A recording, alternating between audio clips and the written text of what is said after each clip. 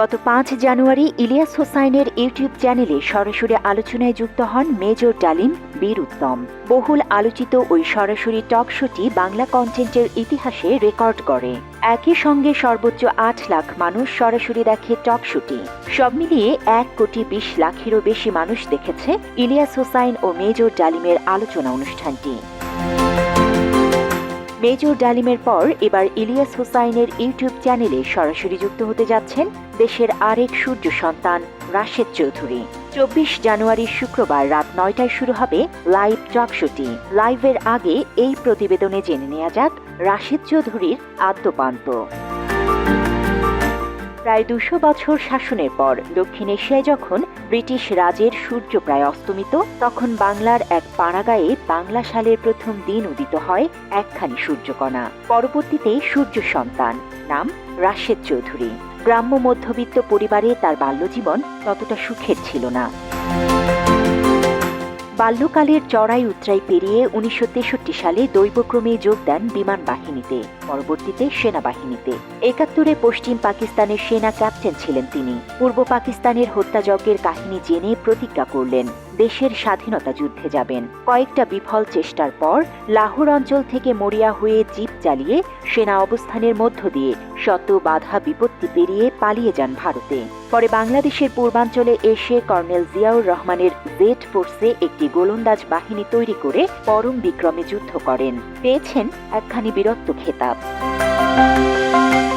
স্বাধীনোত্তর বাংলাদেশের সার্বিক অতীব দুর্দশা অবনতি দেখে ৭৫-এর ১৫ই আগস্টের বিপ্লবে যোগ দেন। লোকে বলে জাতিকে উদ্ধারকারী সূর্য সন্তানদের একজন।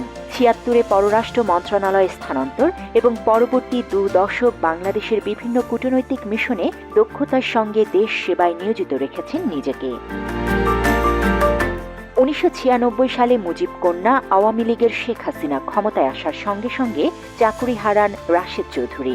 এরপর থেকেই বিদেশ প্রবাসী তিনি এবং কঠিন দুর্বিষহ সংগ্রামী জীবন কাটিয়ে চলেছেন।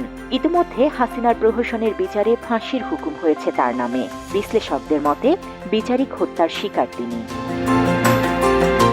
২ দশক পর্যন্ত হাসিনার ক্রমাগত আত্মস্বীকৃত মুজিব খুনির প্রচারে রাশেদ চৌধুরী বাংলাদেশ এবং সর্বত্র হয়ে ওঠেন বিখ্যাত, যদিও ভুল কারণে। সৃষ্টিকর্তার অসীম মেহেরবানিতে সাবেক lieutenant colonel M Rashed Chowdhury রয়েছে পতিপরায়ণ স্ত্রী, আদরের অনুগত ২ ছেলে ও প্রাণাঞ্চল ৩টি নাতি নাতনি। তার লেখা প্রথম ৩টি বইয়ের পেছনের মোড়কে তাদের পিতা ও দাদার প্রতি গভীর গর্ব, শ্রদ্ধা ও ভালোবাসার কিছুটা নিদর্শনের দেখা মেলে। বর্তমানে বিভিন্ন ধরনের বই পড়া এবং বাগান পরিচর্যা নিয়ে ব্যস্ত দেশপ্রেমিক রাশেদ চৌধুরী। শুধু বই পড়া না, লেখালেখিতেও বেশ স্বাচ্ছন্দ্য বোধ করেন রাশেদ চৌধুরী। অবসর জীবনে প্রায় ১০টিরও বেশি বই লিখেছেন তিনি। এর মধ্যে village boy to accidental soldier নামে নিজের আত্মজীবনীও লিখেছেন তিনি। এছাড়া ১৯৭৫ সালের ১৫ই আগস্ট নিয়ে ১৯৭৫ আগস্ট বিপ্লবের না বলা কথা শিরোনামেও একটি বই লিখেছেন রাশেদ চৌধুরী। পাশাপাশি আওয়ামী ফ্যাসিবাদ, দেশপ্রেমের বিদ্রোহী পংক্তিমালা, Indian hegemonic design in Bangladesh ও সোলজার ডেপথ সহ আরও বেশ কয়েকটি বই লিখেছেন বীর মুক্তিযোদ্ধা রাশেদ চৌধুরী। এছাড়া বিএনপির প্রতিষ্ঠাতা শহীদ প্রেসিডেন্ট জিয়াউর রহমানকে নিয়ে একটি বই লিখেছেন Rashed Chowdhury. President Ziaur Rahman legendary leader of Bangladesh নামে ওই বই লিখেছেন তিনি। মুক্তিযুদ্ধ পরবর্তী শেখ মুজিবের কুকীর্তি ও বাকশালী শাসন ব্যবস্থা নিয়ে a soldier and a war within post independence of Bangladesh নামেও একটি বই লিখেছেন রাশেদ চৌধুরী।